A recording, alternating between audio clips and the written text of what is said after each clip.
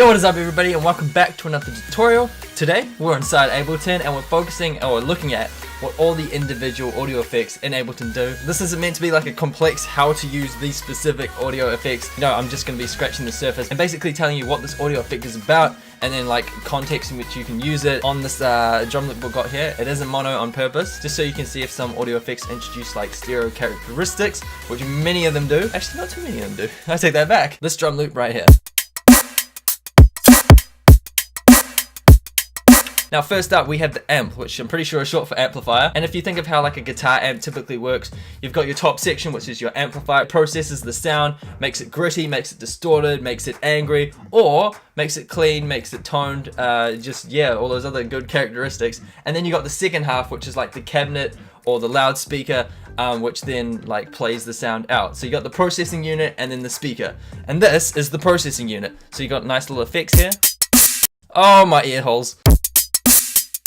I think this is made for more guitars rather than drums. But you know, you got some interesting like distorted characteristics which you can choose. You can obviously do the bass, middle, and treble. That in a nutshell is the amplifier. Moving on to the audio effect rack. Say if you had like a bunch of different plugins like that and that, and then you went and grouped them together, Command G or Control G. This is your audio effect rack. So it's basically a rack of different audio effects. Simple, right? So yeah, you can just like go ahead and save this as Mad Ting and then delete this and then drag in an audio effect rack, and it remembers all your settings, all your effects that you use, and it is quite handy. Auto filter contains your filters, so if you want to just have the low bass in, you can do that. If you want to just have like the high end in, you can do that. If you want to like have a middle band in, which is your band pass, you can do that. If you want to notch something out, you can do that. It's just, it cuts off specific parts of the frequency spectrum. Let's hear this in context.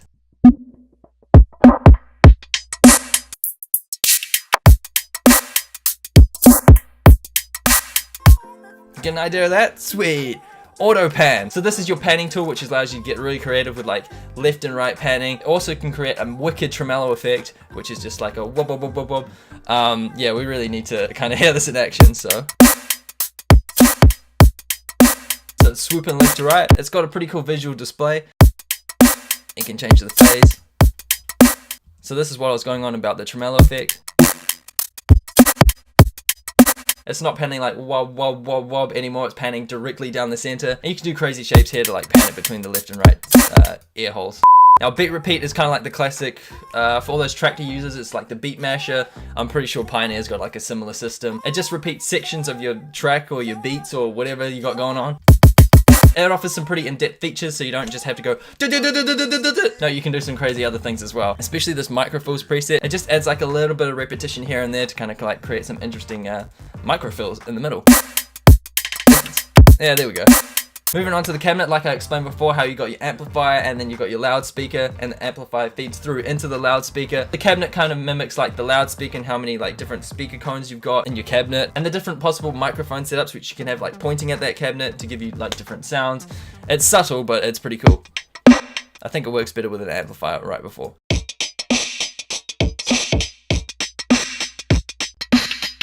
So you can hear the subtle kind of like sonic changes there. Now chorus is like a stereo widening kind of effect. It basically introduces like, we'll turn this off for a second, time delay. So chorus doubles up your track and then like shifts it like so. And then basically like, yep. So it's wide. Yeah, chorus is cool. Neat trick to kind of like fattening up and widening your sounds. It's very 80s-esque, and yeah. Compressor, like the name suggests, compresses your like audio signal, makes the quiet bits louder, makes the louder bits quiet, and kind of just like finds the middle ground depending on the different values you select and how hard the compression is. We can make it sound really punchy, or we can make it really relaxed.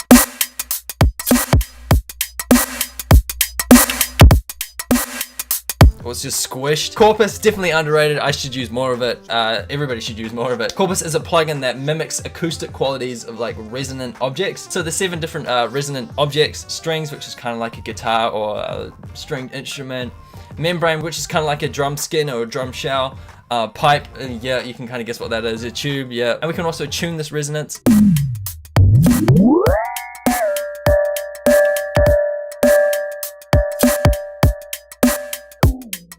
tuned really down low. We can add some extra like kick and thump to the kick.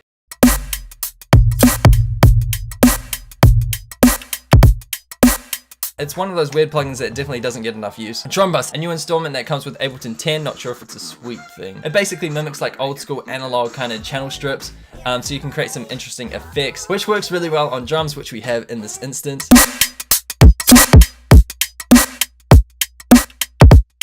Dynamic Tube. So before the age where you could like process your sound and like produce through computers and such, there was tube saturation to get that extra warmth and extra grittiness, and the Dynamic Tube basically mimics that. It just gives your sound a little bit more saturation in the old school analog tube way, and yeah. Echo, which is also another new Ableton 10 thing. It's all about like modulated delay. Also has some reverb as well. You can do some pretty crazy effects with this. If you want to get really intricate and detailed with your delay, this is the effect for you.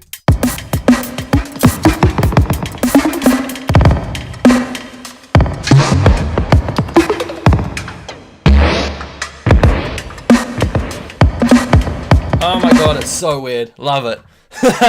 EQ8, the fucking scalpel of the EDM music industry. I don't fucking know what I'm talking about. If you want to sculpt your sound, if you want to like carve out specific frequencies, if you want to boost a few more, if you want to cut some more, EQ8 is the shit. EQ8, man.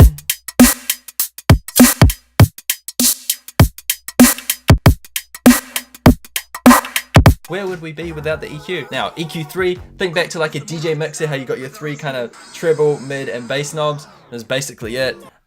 You know, you can cut out specific frequency bands, boost them a little bit,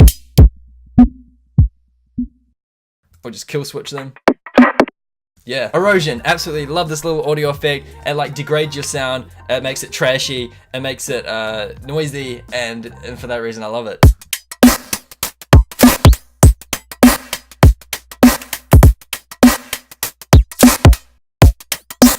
You know, if you just want your sound to have more grit and not like the kind of soft saturation grit, if you actually want to introduce more grit, erosion is where it's at. External audio effect, like the name suggests, it's made to route in external audio effects, you know? So if you have a pretty decent audio interface and you got some like hardware audio effects, you can just plug these in together and configure the settings, and then boom, you can run some specific sounds like this drum rack through your external distortion thing, I don't know. Filter delay, like the name suggests, it is filtered delays. 3 delays, one for your left, one for your right, and one for your left and right, which is, I'm assuming that's your mono channel. You can get pretty in depth with this, creating your different delays and filtering them and etc, and then like introducing them here and then, panning them and feedbacking them individually. It's very cool and it's very specific and it's very crazy.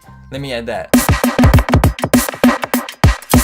Oh, it's so weird. Flanger. Now this is like the brother or sister to the chorus and the phaser. Yeah, similar to the chorus, but except it's got some very, very tight time delays. Say if this was the inner workings of our flanger, it'd probably be like there. That's more flangy. And then you know the flanger kind of like warps in and out over here, and that's how you get your flangy effect. I can't really do that fast enough. The flanger's kind of doing that in real time. I kind of just associate the flanger with like cheesy 80s music because they used a lot of it back then. Frequency shifter. Do I really need to explain this one? It just shifts the frequency up and down with this thing here. It works better with more melodic things, but since this drum loop has like punchy high-end like hi-hats and snares, shifting like the noise frequencies up that high, it's not really going to do that much, but you can hear it with like the bottom end of the snare and the kick. Frequency shifter, everybody should be using that shit. I don't know what for, but they should be using it. Now the gate is a classic effect. You know how a gate just opens and closes? This is what they mean with the gate, but the audio will open and close depending on the different values you set at. So if you've got like a really noisy background, it's just like a constant or like a high-end hiss. With the gate, if you got like a drum beat for instance, you can process out if you don't want to hear that background hiss all the time. So for example, anything below the blue line, which you kind of dictate with this threshold, gets cut out. The result on this drum beat is like really snappy, fast, kind of, it doesn't have that much background elements to it. It's just like,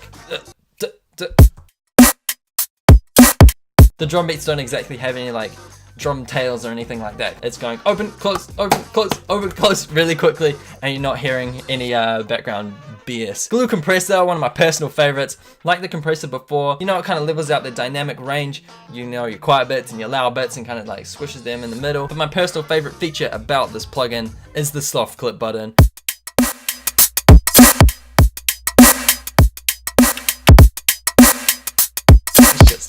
Punchy as shit. Yeah, the soft clip basically introduces like a wall right at the top at 0 dB. Like nothing's getting past that. So the waveform is kind of getting squished as it hits this top 0 dB. I love the sounds of the soft clip button on the glue compressor. And for that reason, fucking 10 out of 10. What would I do without you, glue compressor? Not that much explanation to the glue compressor because kind of explained it before. It's like predetermined values, a little less control. But that soft clip button though, that's where it's at. Grain delay, 110% underrated. My god, this audio effect is crazy. Fundamentally, the grain delay chops up your waveform into little like bits and pieces called grains, and then we'll proceed to delay them in a crazy and weird manner.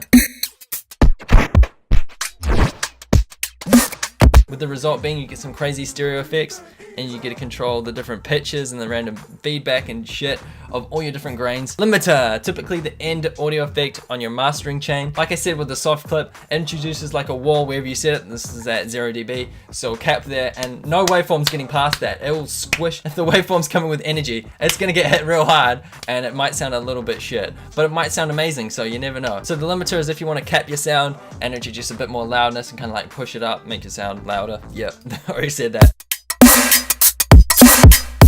So all that orange, that's your poor waveform getting butchered by the ceiling. But just little amounts. It sounds loud, it sounds fresh, it sounds crisp. Moving on to looper, haven't used this too much. It's kind of like a live audio effect inside of Ableton. Say if this audio track had like a microphone routed to it, you could like record the microphone, loop specific sections. I think you can even drag like different waveforms into this and then set the audio clips to loop so you can do like backing business behind it. You know, the classic Ed Sheeran stuff, beatbox into it, bang out a chord progression, then like sing over it, and then yeah, looper's all about that.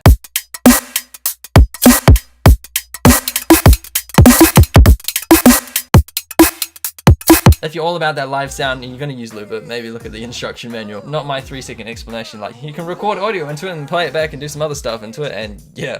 Multiband Dynamics, so basically 3 compressors in one for your low, one for your mids, and then one for your high end frequencies.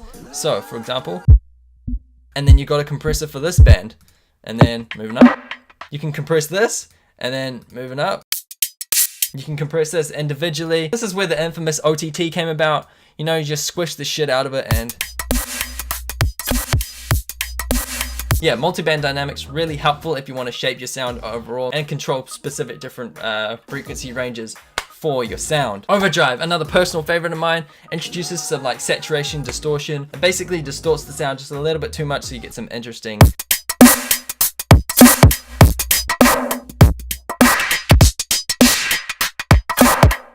characteristics such as that. You can literally use overdrive on basically anything and it's gonna sound pretty wicked. Don't quote me on that. But just past experience with overdrive, I'm like, I wonder if I can use it on that. Shit, that sounds cool. Pedal, meant to mimic the classic sounds of a guitar pedal. You've got 3 different types of distortion here: overdrive, distortion, and fuzz. And you got your classic bass, mid, and treble knobs for you to like control extra characteristics of the tone with. Yeah, just a simple distortion plugin, also new in Live 10, I believe. I think it's meant to mostly be used on guitar, but I mean, with all the effects, you can use them on basically anything you want. Just depends if it's gonna sound cool or not.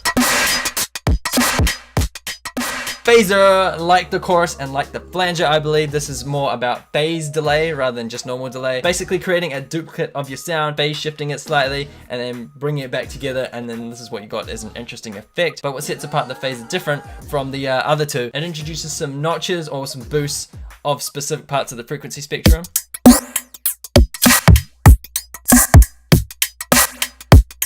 You know, the sound's still mono, then we introduce a little bit of an LFO.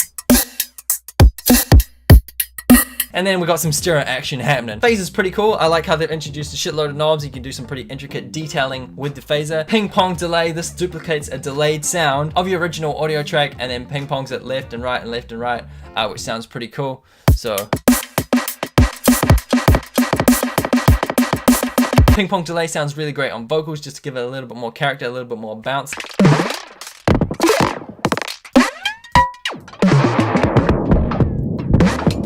Redux, the sound quality destroyer. If you basically know anything about how digital music is stored and how it's read off the computers, etc, etc, then you'll definitely understand the Redux and what it does with bit reduction and downsampling. Just lessens the audio quality on the file, doesn't make it as detailed. Say if you've got like a really detailed like 4K image and then you go ahead and like pixelize that image and make it real shit. That's basically what downsampling and bit reduction does to your sound. It does some pretty interesting effects.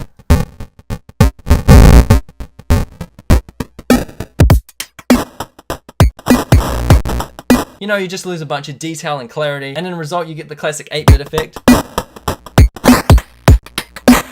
Resonator. So if we think back to Corpus, the Resonator is kind of similar, a little bit less control, but you've got 5 different resonators, so that's pretty cool. And you can tune them individually. You know, basically just boost specific frequencies in your spectrum, and then of course the frequencies are relative to pitch, and then you can create some pretty interesting results with it.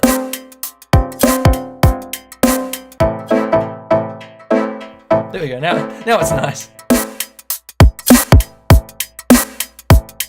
Where would you use this? I don't know, if you want to create some kind of like tonal drum hits maybe, or just like introduce a little bit more harmonic content on some chords, I don't know. Reverb, where would we be without reverb? Reverb creates space, it creates ambience, it gives your sound a room to breathe in.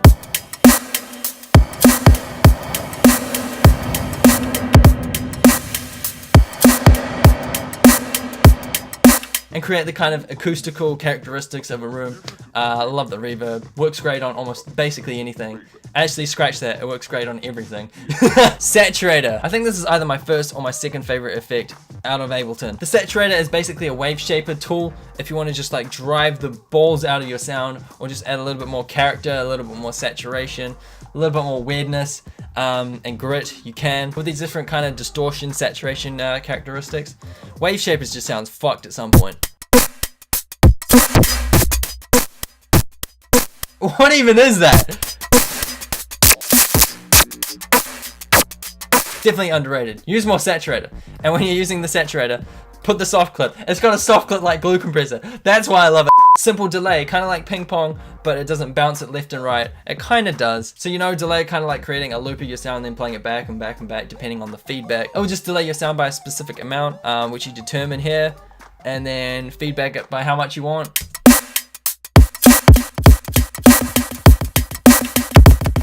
Now with Spectrum, you can visually see what the hell your audio sounds like.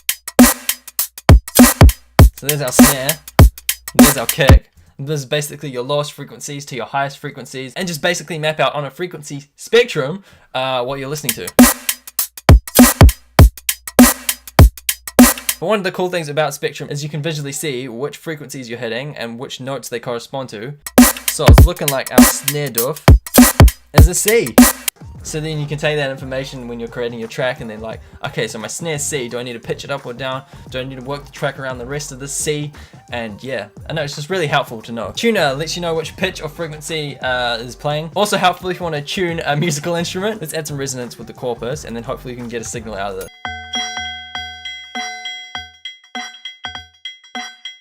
Kind of get the gist of it. It's a reference point for tuning a musical instrument or a sound or whatever you got going on inside of Ableton. We have the utility, which is basically just a basic effect. You know, you can turn it down, make it louder, pan it left and right, control the stereo width, sort out your phasing. I don't know, it's a utility plugin. What else am I meant to say about that? Vinyl distortion. I have a love-hate relationship with vinyl distortion because A, I can never seem to get it to make the right sounds, and B, when it does, it sounds freaking amazing.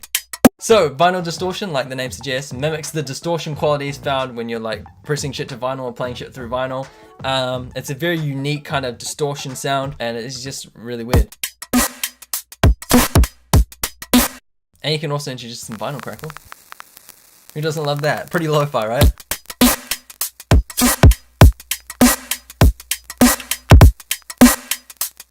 And now we come to our last audio effect in this journey, the vocoder.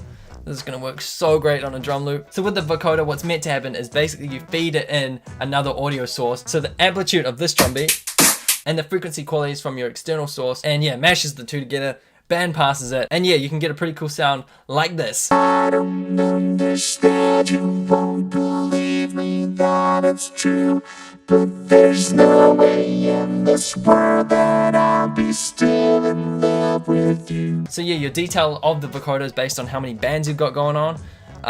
In this case 40. So it's pretty detailed, but it's still going to sound weird on a drum loop. But before, you heard how it sounds on a vocal, which is pretty nice. Daft Punk uses it, Zed uses it, countless other uses it, but those are kind of two that come to my head right now.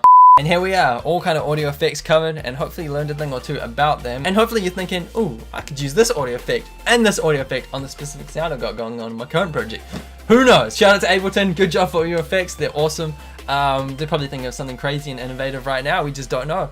Ableton 11 when you're coming out. Hopefully you guys did enjoy. If you did, leave a big thumbs up, it would mean a lot. And I will catch you guys in the next tutorial on this channel, whatever we're doing on this channel, and peace.